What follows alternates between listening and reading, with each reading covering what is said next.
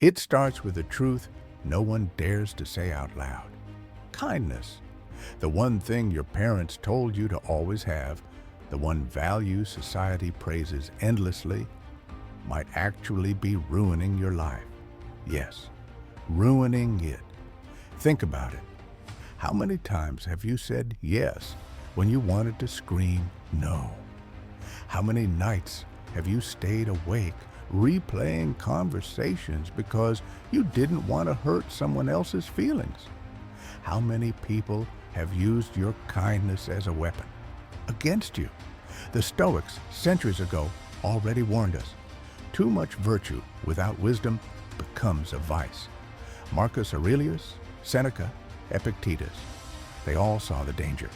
Because kindness without boundaries is not noble. It is weakness dressed as virtue. And in this video, you'll learn the 8 brutal ways kindness ruins lives and the Stoic methods to reclaim your strength. Stay till the end, because the last one is the trap almost everyone falls into. Meet Sarah. She's the go-to friend. Need a ride at 2 a.m.? Call Sarah. Need help moving? She'll cancel her plans. Need a shoulder to cry on? She's there. But notice the pattern. Everyone takes, no one gives. Her kindness became a neon sign flashing, "Use me." At first, she thought this was a compliment.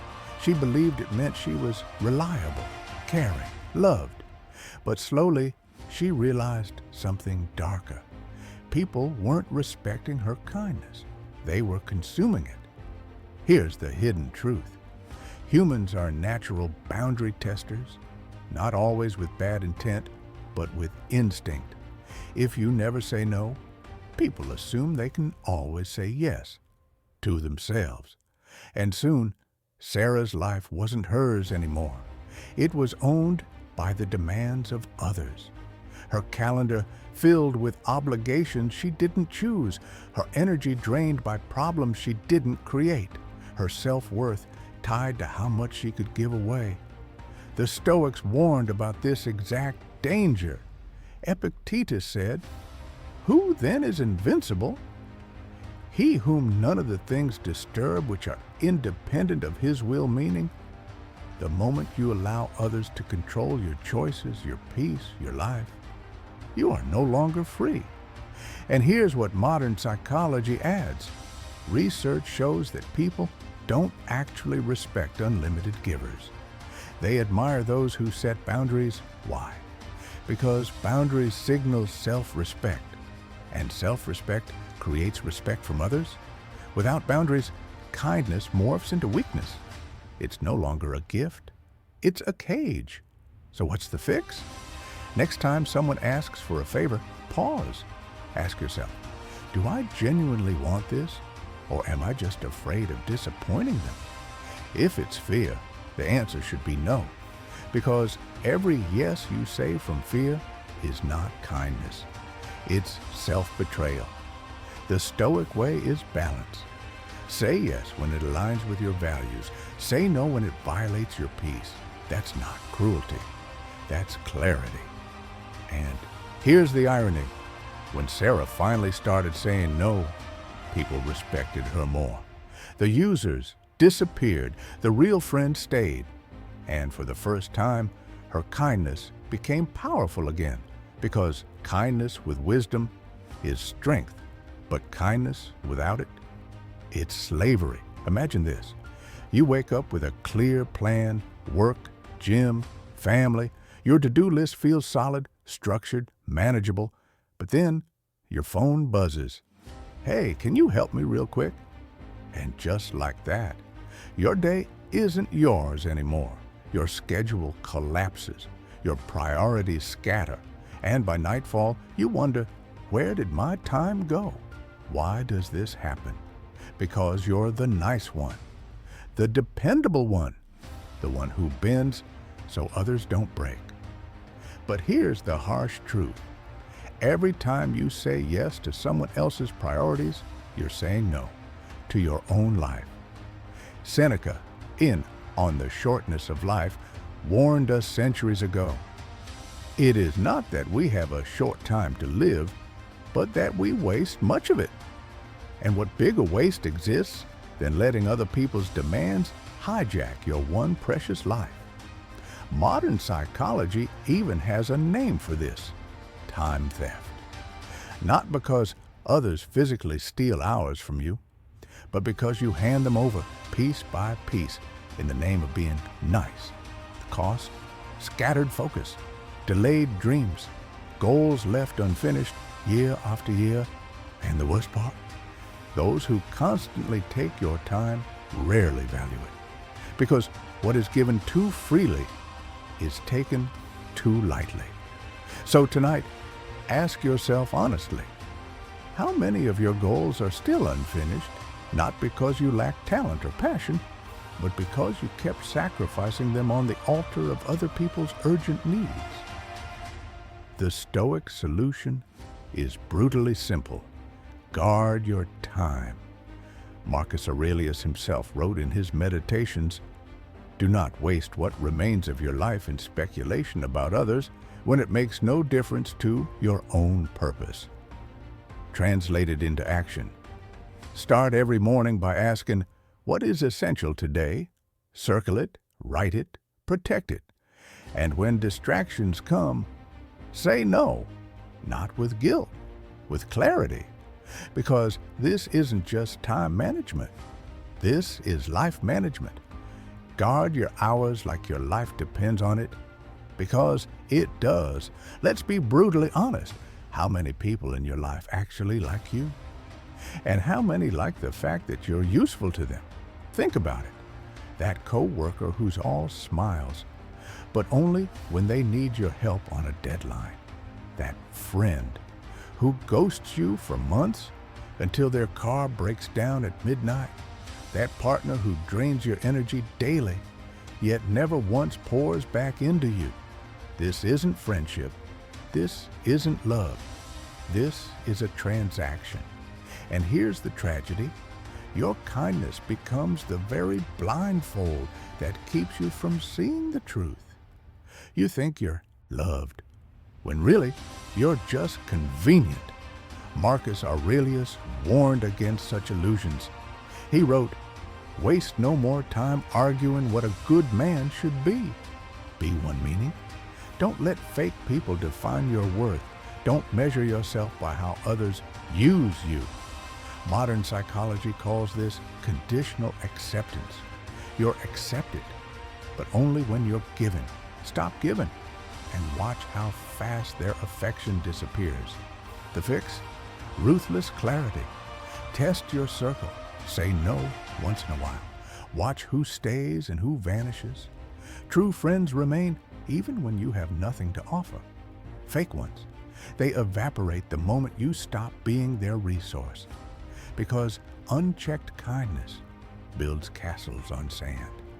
The waves of reality will wash them away, and you'll finally see who was real all along.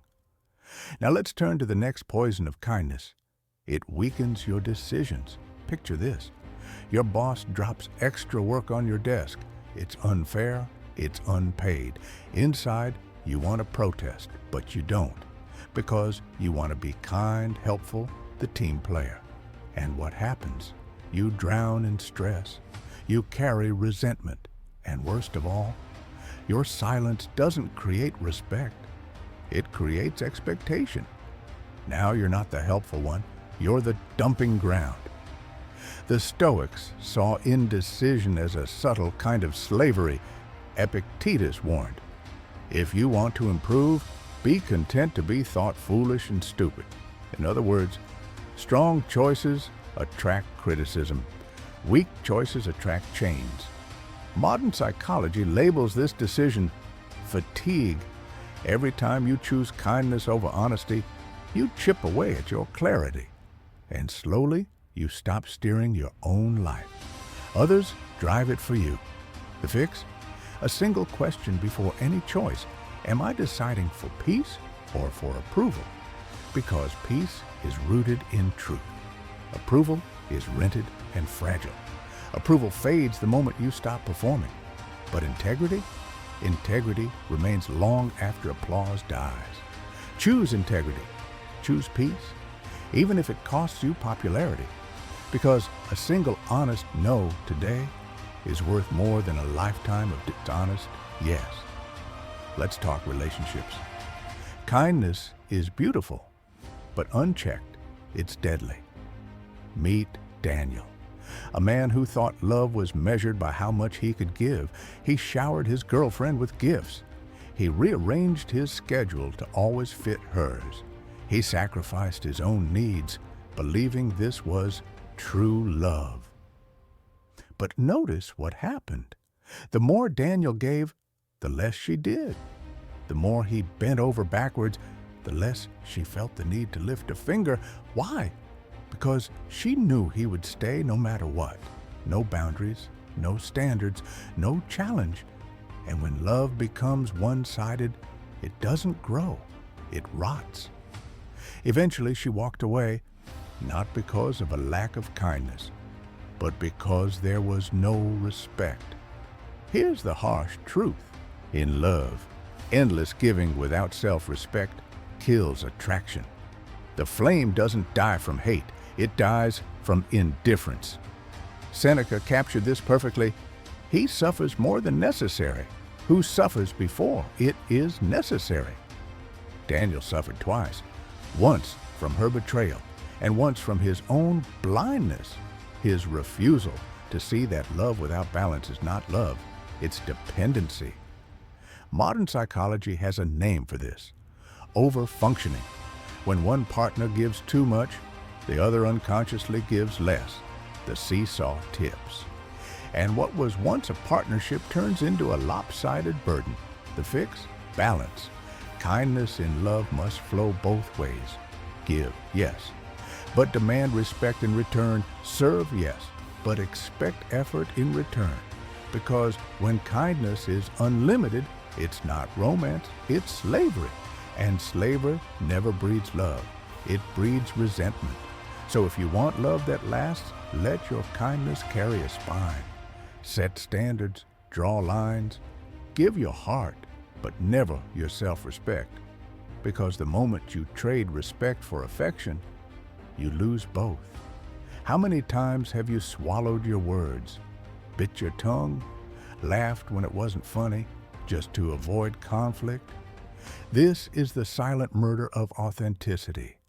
You become a shadow of yourself, smiling, nodding, agreeable, but empty. Inside. Marcus Aurelius despised this kind of life.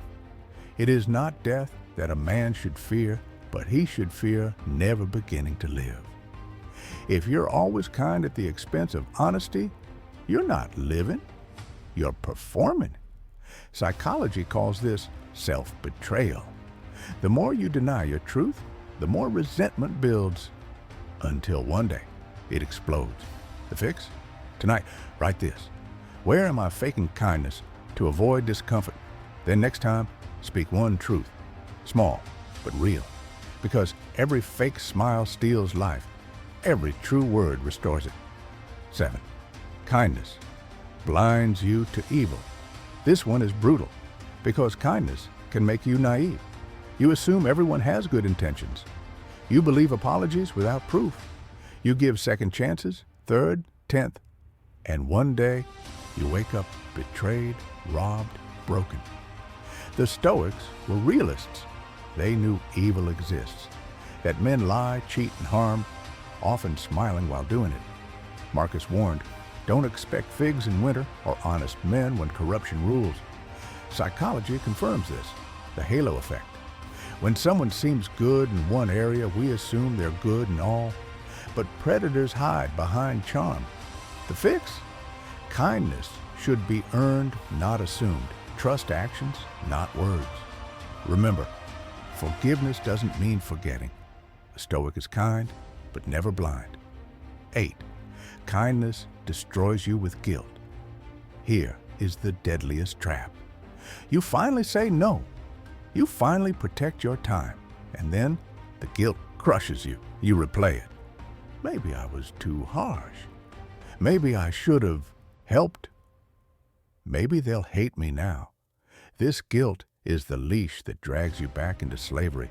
But Marcus wrote, If it is not right, do not do it. If it is not true, do not say it. That's it. Simple. If your kindness is not right, it's not kindness. It's corruption. Psychology calls this survivor's guilt of boundaries. You survived manipulation, but you feel bad for escaping. The fix? When guilt comes, replace it with gratitude. Say, I am grateful I honored my truth today, because real kindness starts with kindness to yourself. Closing. So here's the truth no one tells you. Kindness without wisdom ruins lives. It makes you a target. It steals your time. It breeds fake friends. It weakens your choices. It poisons your love. It silences your soul. It blinds you to evil. And it destroys you with guilt. But Stoicism offers the antidote. Boundaries, clarity, wisdom. Be kind, yes, but be fierce too. Kindness is powerful, only when it serves truth. Tonight, ask yourself, where has my kindness become weakness? And tomorrow, rise stronger. Because life is too short to be ruined by false virtue. Be kind, but never at the cost of yourself. Subscribe for more and join me on the Stoic path.